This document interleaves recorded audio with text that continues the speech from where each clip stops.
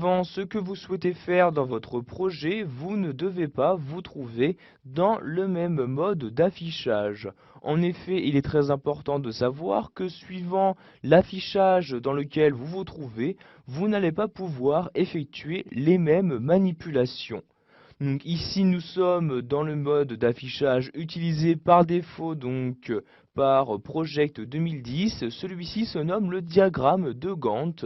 Donc il vous permet d'afficher à gauche le tableau des différentes tâches de votre projet avec à droite un diagramme représentant la durée ainsi que les ressources attribuées à la tâche correspondante. Pour changer de mode d'affichage, vous pouvez par exemple directement le faire à partir de l'onglet Tâches. Vous allez pour cela cliquer tout à gauche de celui-ci et cliquer ici sur la flèche qui apparaît. Vous avez alors les différents modes d'affichage qu'il est possible d'utiliser dans ce logiciel.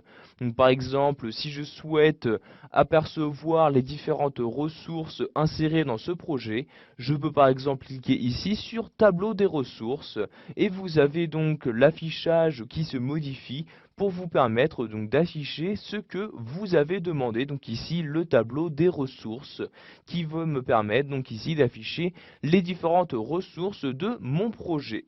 Je peux également changer de mode d'affichage en me rendant en haut et en cliquant ici sur l'onglet Affichage. Vous avez alors à gauche de celui-ci tous les différents modes d'affichage qui apparaissent et qui ont été distingués en deux catégories. Les modes d'affichage correspondant aux tâches et les modes d'affichage correspondant aux ressources. Donc, par exemple, si je souhaite ici afficher le mode me permettant de voir l'utilisation de mes différentes tâches, je vais cliquer ici sur ce bouton-ci et vous avez encore une fois l'affichage qui se met à jour. Vous avez également d'autres modes d'affichage pour vos tâches. Donc, par exemple ici, pour vous permettre d'afficher un réseau pour voir les différents liens entre les tâches, pour vous permettre d'afficher un calendrier, etc. Si vous souhaitez maintenant par exemple accéder au planificateur d'équipe, vous allez cliquer sur ce bouton-ci et automatiquement l'affichage se modifie pour vous permettre d'apporter les nouvelles modifications que vous souhaitez.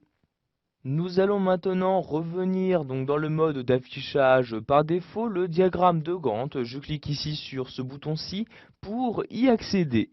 Pour finir, nous allons voir qu'il est possible d'afficher en bas de votre écran une petite fenêtre qui va vous permettre d'avoir, quel que soit le mode d'affichage dans lequel vous vous trouvez, divers détails sur l'élément sélectionné.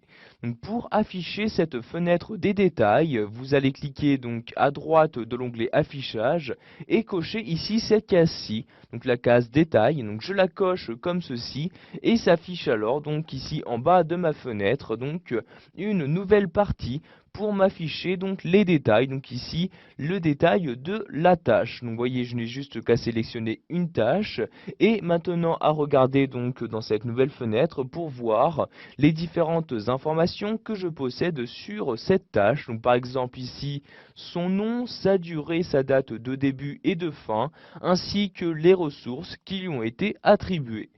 Pour modifier les informations à afficher dans cette fenêtre, vous allez cliquer ici à droite de détail sur cette flèche-ci. Vous allez maintenant choisir l'information que vous souhaitez afficher. Donc si par exemple vous ne souhaitez afficher que les ressources, vous cliquez ici sur formulaire ressources comme ceci et vous avez maintenant les différentes ressources que vous possédez qui vont s'afficher directement dans cette fenêtre détail. Si vous souhaitez maintenant masquer cette fenêtre, il vous suffit juste de décocher la case correspondante et vous avez bien la fenêtre détail qui a disparu. Voilà, vous savez maintenant comment changer de mode d'affichage dans Project 2010. Vous avez également appris à ajouter une fenêtre détail pour vous permettre d'afficher différentes informations sur l'élément sélectionné.